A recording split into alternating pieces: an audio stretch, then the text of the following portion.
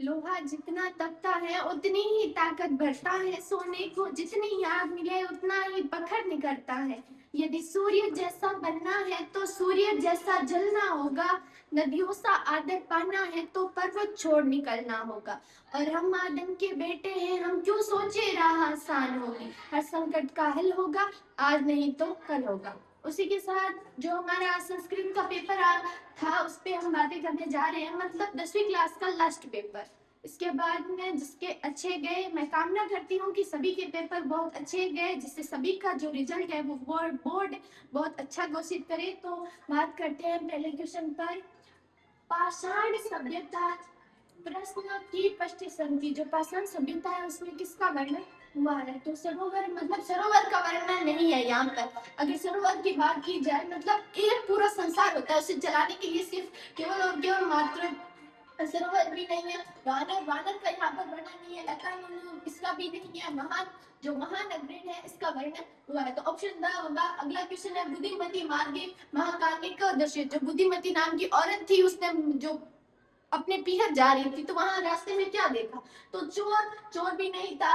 व्याघ्र, मतलब बाघ को उसने देखा था। ऑप्शन ब होगा वो राइट है। शिशुलाल नाम पाठ अनुसार की यांगले स्तंति, तो जो शिशुलाल नाम पाठ है उनमें किन दो शिशुओं का वर्णन हुआ है वो बताना था। तो यहाँ पर राम और लक्ष्मण भी नहीं है, राम और विदूषक भी नहीं है। राम और विदूषक थे पर यहाँ पर शिशुओं की बात की गई है तो ये नहीं हो सकता। राम और कृष्ण, श्री कृष्ण और श्री राम का यहाँ पर साथ में कोई वर्णन नहीं हुआ। तो ऑप्शन अ होगा वो राइट होगा। जो कुश और लव है उनका वर्णन हुआ। जन्य तुल्यस्य पाठ इति कस्मात् कस्य ग्रंथ, मतलब कौन से ग्रंथ से ये पाठ लिया गया है? जो इसका परिचय था पाठ का, उससे हम सीख, अगर हमने देखा है तो वहां पर हमें ये मिल जाता कि यहाँ पर कौन से ग्रंथ की बात हुई है। तो यहाँ पर रामायण भी नहीं है, महाभारत भी नहीं है। जो ऋग वेदार्थ है, उस जो ऋग वेदार्थ है उससे ये पाठ लिया गया है। पिक कश्य गुण जानती, जो कोयल है वो कौन सा गुण जानती है? तो है काकश्य। इसमें काकश्य बिल्कुल भी सही नहीं है। विष्णु जो है, पिक के जो गुण है, मतलब वो कब दिखाई देता है उसकी बात करें तो यहाँ पर निर्वंश वो भी नहीं है। वसंत ऋतु है, जो वसंत ऋतु है उसमें कोयल के जो गुण है वो दिखाई देते हैं। जैसे कि काक कृष्ण पिक कृष्ण का भेद है, पिक का क्यों वसंत ऋतु प्राप्त काक काक पिक पिक, मतलब जो पिक होती है, कोयल होती है, उसके गुण है वो वसंत ऋतु में दिखाई देते हैं। नहीं तो कौवा और कोयल है वो दोनों ही काले हैं। कर्कश ध्वनि नानी का वातावरण अनुकूल, जो कर्कश ध्वनि होती है वो वातावरण में कौन फैलाता है? तो यहाँ पर ऑप्शन सा होता है राइट है। जो काक होता है वो वातावरण में कर्कश ध्वनि फैलाता है। अगला है संयुक्त पाठ्यानुसार प्रथम धर्म क्या है? जो मनुष्य का प्रथम धर्म होता है वो क्या है? तो यहाँ पर विवेक नहीं, आचार, मतलब उसका मनुष्य के अगर प्रथम धर्म की बात की जाए तो वो है अनुशासन, आचार। अगर मनुष्य में जो अनुशासन की भावना है तो वो उसका सबसे बड़ा धर्म है। अगला है 13 पहले करुणा भीम थामो निधर रेखा के जो पर्सन है उसमें किसका वर्णन, कौन सी ऋतु है उसका वर्णन है? तो यहाँ पर है ग्रीष्म काल, जो ग्रीष्म काल की ऋतु है उसका वर्णन हुआ। ऑप्शन अ होता वो राइट था। अगला था लोक प्लस अस्मिन, इस शब्द जहाँ पे लोक प्लस अस्मिन का सही संधि शब्द क्या है? तो ऑप्शन अ होता वो राइट था, लोकस मीन। मतलब यहाँ पर सब सेम सेम लग रहे थे, यहाँ संधि के गुणों का याद होना बहुत जरूरी था। इसमें संधि विच्छेद पूछा है और इसमें जो शब्द है उसका संधि विच्छेद करना। तो सजाट है, इसमें कौन सी संधि का कौन सा संधि होगा? तो सम प्लस जाता है, मतलब सम एक उपसर्ग है और जाता एक शब्द है। तो अ ऑप्शन था वो राइट था। यहाँ पर सन नहीं हो सकता क्योंकि सन कोई उपसर्ग नहीं है। सजग भी नहीं हो सकता और सजग ये भी नहीं हो सकता क्योंकि उपसर्ग और जो शब्द होता है उन दोनों के मेल से संधि विच्छेद होता है। अधोलिखितानि यण संधि, जो यण संधि का इनमें से कौन सा उदाहरण जो है वो यण संधि का है? तो यहाँ पर ऑप्शन द होता खेल वेद। जो यण संधि का उदाहरण की बात करें तो यहाँ पर है ऑप्शन द। यहाँ पर है दशानन प्रदेश की समास, जो दशानन शब्द है उसमें कौन सा समास प्रयुक्त हुआ है? तो यहाँ अगर देवी देवता की बात कभी आती है तो ज्यादातर नहीं बहुव्रीहि समास ही प्रयोग होता है। अगर हम शब्द को तोड़ते हैं उसमें अगर किसी देवी देवता का नाम का वर्णन होता है तो यहाँ पर होता बहुव्रीहि समास। तो ऑप्शन ब था यहाँ पर अभी इति पदानी का विभक्ति, जो यहाँ पर अब विभक्ति के क्वेश्चन आ रहे हैं, जो 3 क्वेश्चन लगातार है विभक्ति के हैं। इसमें कौन सी विभक्ति प्रयुक्त हुई है? तो यहाँ पर है द्वितीय विभक्ति, यहाँ पर भय में द्वितीय विभक्ति प्रयुक्त की गई है। स्वा इति पद योग की विभक्ति होती, मतलब स्वा योग है, इसमें कौन सी विभक्ति है? तो यहाँ पर थी पंचमी विभक्ति, पंचमी विभक्ति का यहाँ प्रयोग हुआ है। अगला है कि खालिस्तान पत्र लिखती, मतलब यहाँ पर क्या आता है जिससे ये वाक्य पूरा हो सकता है? तो आता है ऑप्शन त्वया पत्र लिखती, लिख्यते, जो है पत्र, तव्या पत्र लिख्यते। अगला था विदुष कृषक प्रातः, जो कृषककार होते हैं प्रातः 8:15 बाद में क्षेत्र गच्छति, मतलब इसका जो शब्द है उससे संस्कृत में गिनती को क्या कहते हैं उसका बताना था। तो यहाँ पर था ऑप्शन अ सर्द अष्ट, सर्द अष्ट 8:15 को कहते हैं सर्द अष्ट। अगर 4 शब्द याद करने थे जिसके जो उसके गिनती के जितने भी क्वेश्चन थे वो सॉल्व हो रहे थे। अगला है राजपुत्र वासामी रेखा की शब्दाशी की, जो राज पुरुष है उसका सही शब्द क्या है? तो विसंध, ऑप्शन बी था वो राइट था। आगे आते हैं रेगिस्तान, इसमें समास के प्रश्न पूछे गए। बहु भूमि का भवन निर्माण न, अब इसको पूरा एक शब्द का निर्माण करना था, तो यहाँ पर होता करनीय, करनीय। यहाँ पर मतलब समास का निर्माण, ये सारे प्रश्न प्रत्यय से पूछे गए हैं। इसमें जो प्रत्यय लगाते हैं उन प्रत्ययों का निर्माण कर शब्द निर्माण करना था, प्रत्यय जोड़कर शब्द का निर्माण करना था। यहाँ पर आगे है अन्योपी खालिस्तान लोके मयोचे महान भावात। अब इसका जो है एक तो हमें ध्यान रखना चाहिए कि शब्द बन रहा है यहाँ, तो यहाँ पर बनता बुद्धिमान। ऑप्शन जो सेकंड था उसमें आता बुद्धिमान, तीसरा था निज बुद्धिया खालिस्तान सा बनता है बागमारी बंदी, बाद में ये शब्द दिया हुआ था। तो यहाँ पर आता भी ये उदाहरण ये है स्त्री पट्टे का उदाहरण है, जटा पाए तो सिर्फ अ लगता है जिससे ये स्त्री का बोध करवाता है। अगला है लोकाना पश्चाताम खालिस्तान सर्वदा जल पीवती सज्जनम, इनमें से ये 3 दिए हुए थे, इनमें सही था इव, आगे था एते पर्वते खालिस्तान भूकंपे जनियति, ये 3 शब्द दिए हुए थे, इनमें से सही था यत क्रोध सिंह खालिस्तान दावती, क्रोध आता है तो सिंह दावता है, तो वह इत्यस्त। यहाँ पर रेगिस्तान की बात करें तो वो पूरे होते आगे थे गद्यांश। यहाँ पर है राम की इच्छुक की सम, जो राम की जो इच्छुक सम थी वो राम की, यहाँ पर हमें पहले तो पढ़ना था और फिर इसका उत्तर देना था। तो यहाँ पर पहले यहाँ से देखते देखते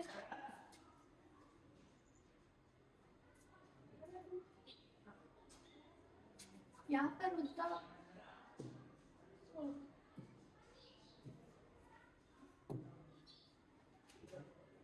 राम तत्र विद्यालयम अकरो सोम धस्वा और पातोनि वर्षाणि अगच्छत मित्राणि सप्रसेन प्रतिष्ठा मार्ग चोरा, यहाँ पर होता चोरा।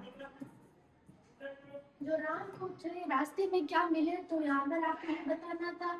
अगला था कि दवत इष्टि, मतलब उनका धन था वो कितना चुराए थे, तो यहाँ पर ये था सम्योस, मतलब उनका पूरा धन था वो चुरा लिया गया। आगे यहाँ पर एक पद का जो एक पद का उत्तर देना था, आगे देना है पूर्ण उत्तर देना है चोर कश्य धावत, मतलब चोरों ने चोरी किसकी की, तो यहाँ पर होता ये इतना लिखना था समस्या धन अहरम, मतलब उन्होंने जो पूरा धन था उसकी चोरी की। और फिर है यहाँ पर उपयुक्त शीर्षक देना था, तो यहाँ पर आप राम भी लिख सकते थे। यहाँ पर राम होता क्योंकि जो सारी बात हो रही है वो राम के बारे में हो रही है, और आप लिख सकते थे कि मित्र दोनों आंसर ही राइट। आगे आता है घ, मतलब उसमें व्याकरण के प्रश्न है। अहरन इति क्रियापद गद्यांश का कर्मत्व अस्ति, जो अहरन है उसमें क्रियापद क्या है वो आपको गद्यांश में छांट कर लिखना था, तो वो था वषण, जो अरन का क्रियापद है वो होता है वषण। एने कानी वषण इचम, मतलब इनमें से आपको चुनना था कि इसमें कौन सा विशेष पद है, तो वो था एन कानी। फिर है सम तस्य सेवक। अब जो सम के तस्य सेवक थे वो कौन थे, तो वो थे राम।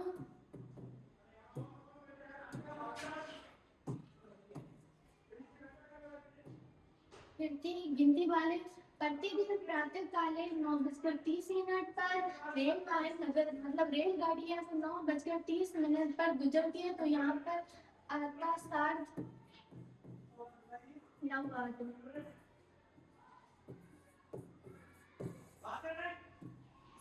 9:09।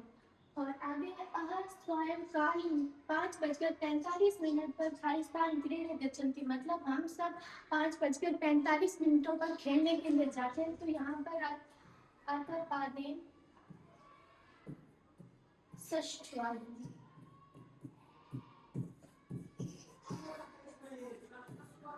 आगे है असविद्यालय गमिष्यति, इसका जो शब्द है इसका संशोधन करना था, तो यहाँ पर होगा विद्यालय गमिष्यति के राजा गम्यते। फिर है आगे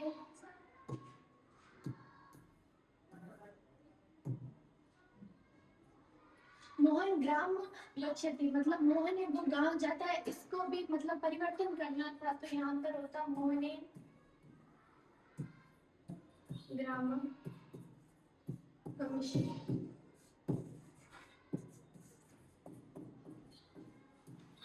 यहाँ पर पीताम्बर अति प्रदेशीय विग्रह, मतलब इसका पहले तो समास मतलब संधि विच्छेद करना है और फिर बताना है कि कौन सा इसमें समास है वो प्रयुक्त किया गया है। तो मैंने शुरू में ही बताया था कि जिसमें मतलब अगर हम संधि विच्छेद करते हैं तो उसमें अगर किसी देवी देवता की बात होती है तो वहां पर बहुव्रीहि समास आता है। तो पीताम्बर मतलब पीतम और अम्बर, मतलब है अंबर जिसको, तो यहाँ पर आता बहुव्रीहि समास।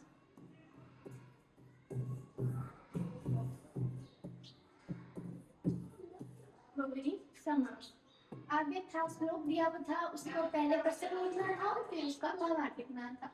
एकेन राजहंसेन या शोभा सरसे भवेत न स बकश्य तारिका, मतलब इसका प्रसंग मतलब आप प्रसंग में इतना ही लिखना था कुल मिला के कि ये हमारी सिमुसी किताब है उससे लिया गया है और इसमें गुणों का वर्णन हुआ। फिर आप लिख सकते थे भावार्थ लिखते, एक सारस होता है वो पूरे मतलब जो तालाब होता है उसकी शोभा बढ़ाता है।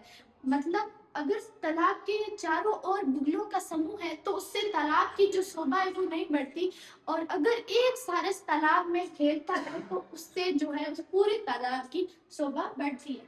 फिर यहाँ पर था अन्वय, अन्वय करना था। अन्वय की बात करें तो यहाँ पर हमें शब्द दिए हुए थे वो हमें स्थान में भरने थे।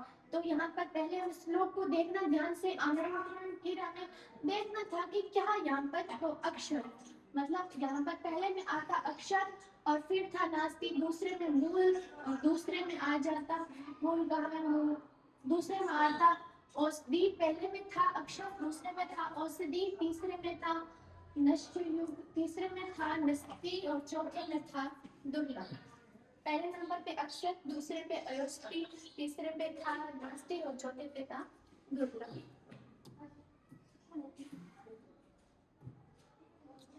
निम्नलिखित वाक्य से रेखा का भी प्रश्न निर्माण करना है, मतलब ये जो तीन क्वेश्चन दिए हुए थे उनमें प्रश्न का निर्माण करना है। ये अगर सरल क्वेश्चन की बात करें तो सबसे सरल है यही था, इसमें मतलब हमें प्रश्न बनाना था। जो यहाँ पर ये रेखा नीचे दी हुई है इसकी जगह कुछ यहाँ पर आप लिख सकते थे, पहले में लिख सकते थे कश्यप, फिर लिख सकते थे का, और फिर लिख सकते थे कर, मतलब इनका जो प्रश्न निर्माण है वो करना था। और लास्ट में यहाँ पर ये एक बात तो ध्यान रखनी थी, और फिर लास्ट में क्या करना था, आपको क्वेश्चन मार्क लगाना जरूरी था, क्योंकि अगर आप प्रश्न का निर्माण कर रहे हो तो वहां पर क्वेश्चन मार्क करना जरूरी होता है। आगे था भावार्थ।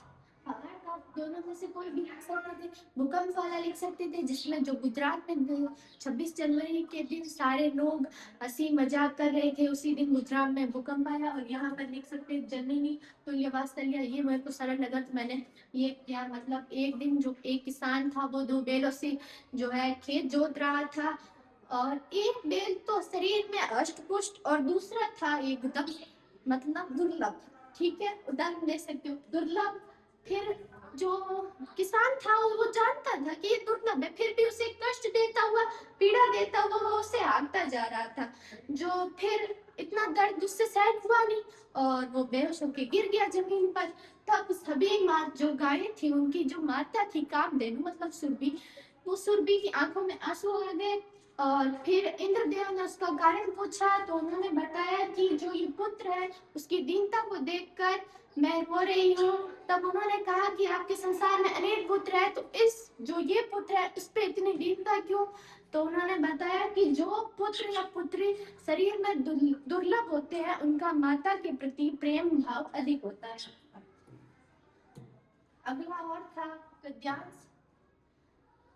बाघ मारी मतलब जो बाघ को मारने वाली थी शास्त्रों में किसे बताया गया? तो यहाँ पर था मनुष्य। शास्त्रों में बताया गया है कि मनुष्य की शक्ति इतनी होती है वो बाघ को भी हरा सकता है।